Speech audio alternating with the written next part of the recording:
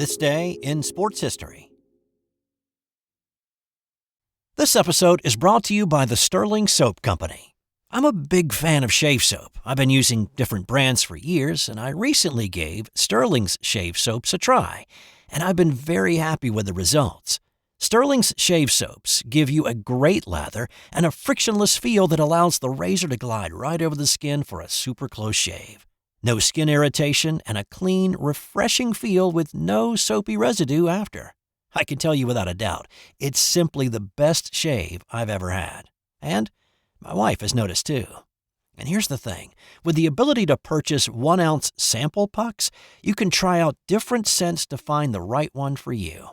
Give Sterling Soap a try today. Visit sterlingsoap.com. That's STIRLING soap.com.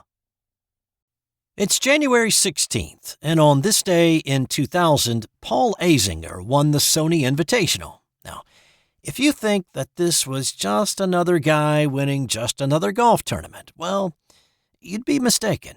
There was so much more to it than that.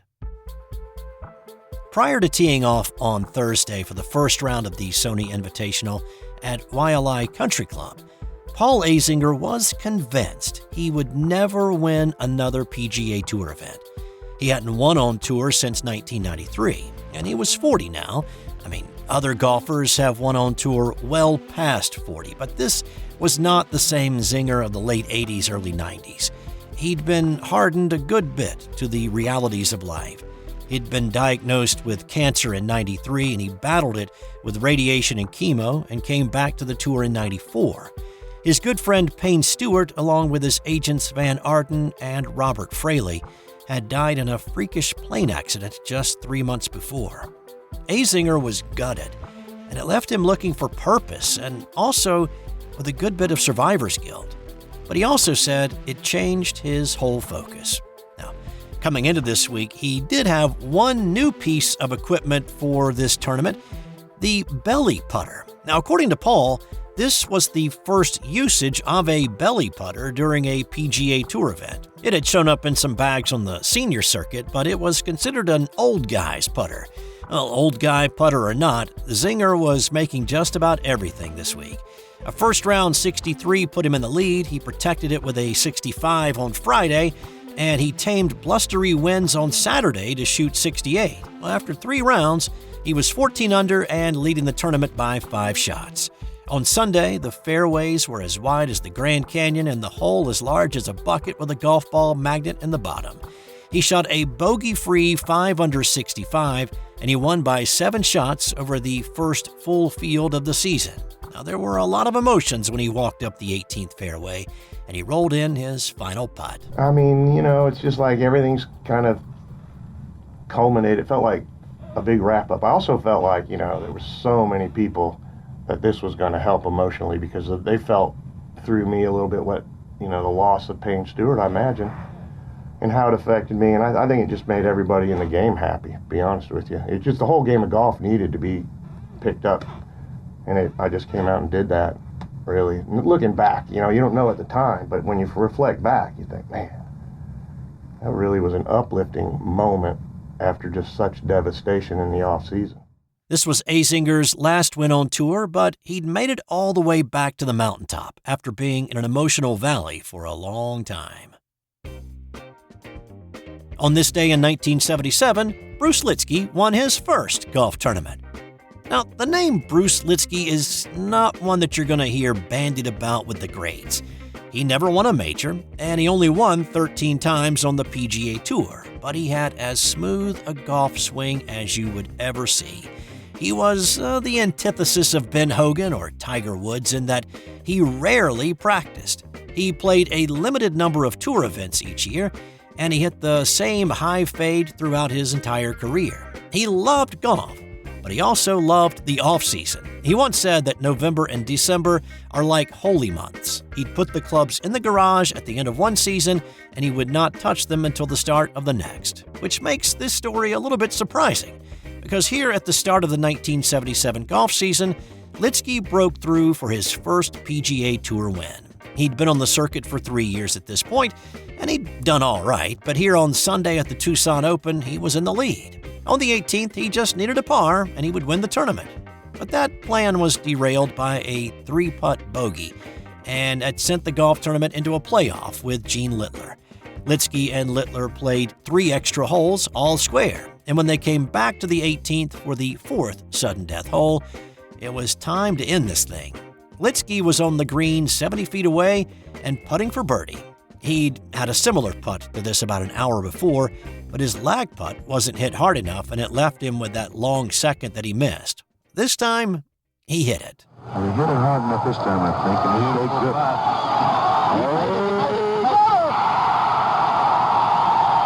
Lietzke backs it in. Gene Littler has to mark it in. Littler missed his 20-footer, and Lietzke won the Tucson Open, and he'd win again less than a month later in Hawaii. On this day in 1905, it was a game that should have never been played in a series that should have never been sanctioned. But it was, and they did. 23-2. That was the final score. By most any definition in most any sport, that is a drubbing, one team's domination of another in a lopsided affair. And then, when you find out that score is from a hockey game, well, you may wonder why this game was even played to begin with. But then again, why wouldn't they play it?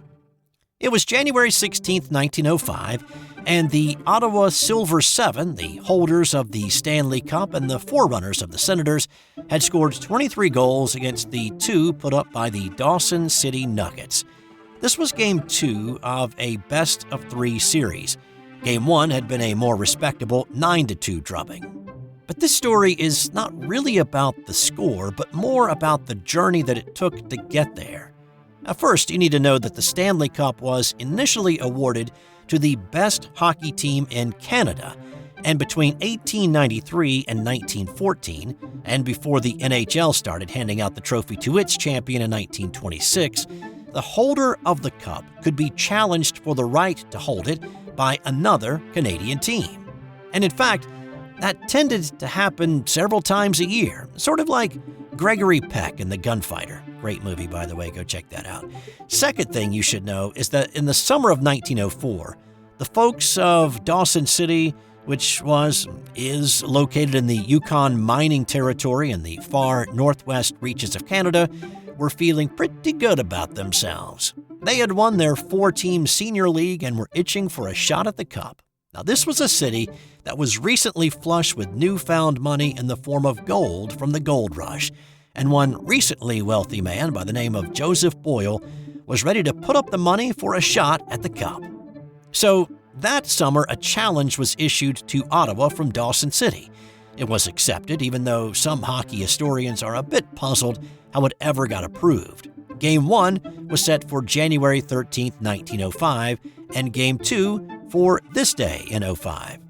Now, the third thing you should know is that the holder of the cup hosted the best-of-3 series, and that was one of the advantages and also one of the reasons that the folks of Dawson City wanted to play for it.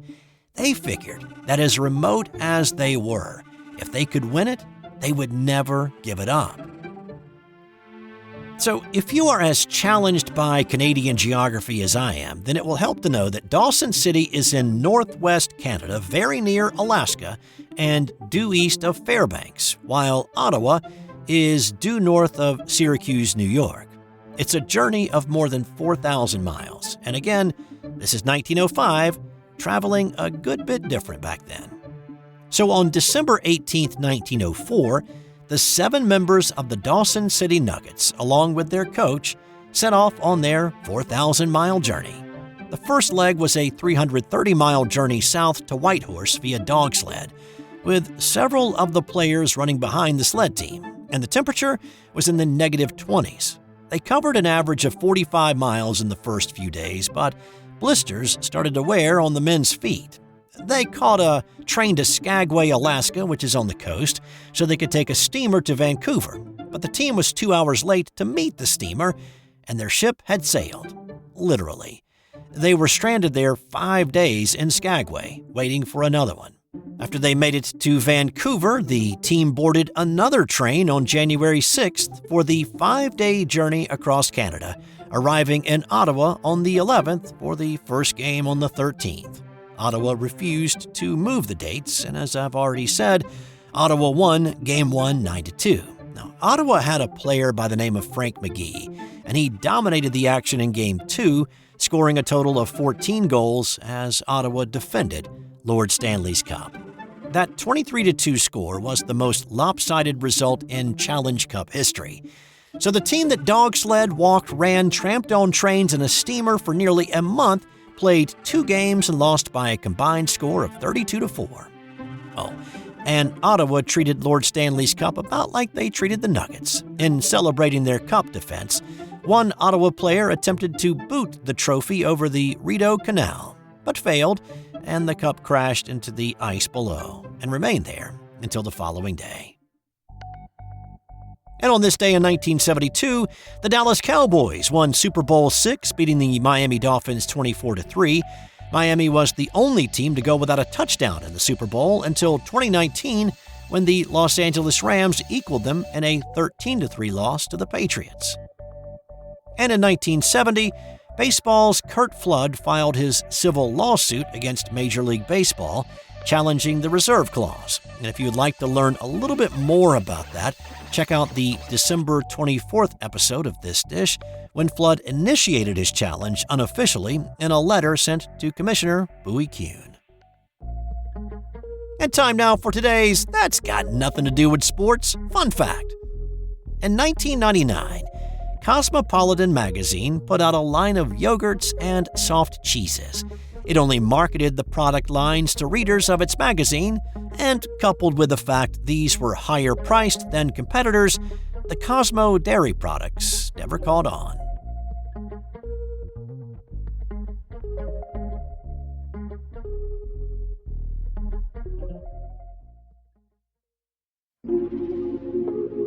This has been an original Thrive Suite production.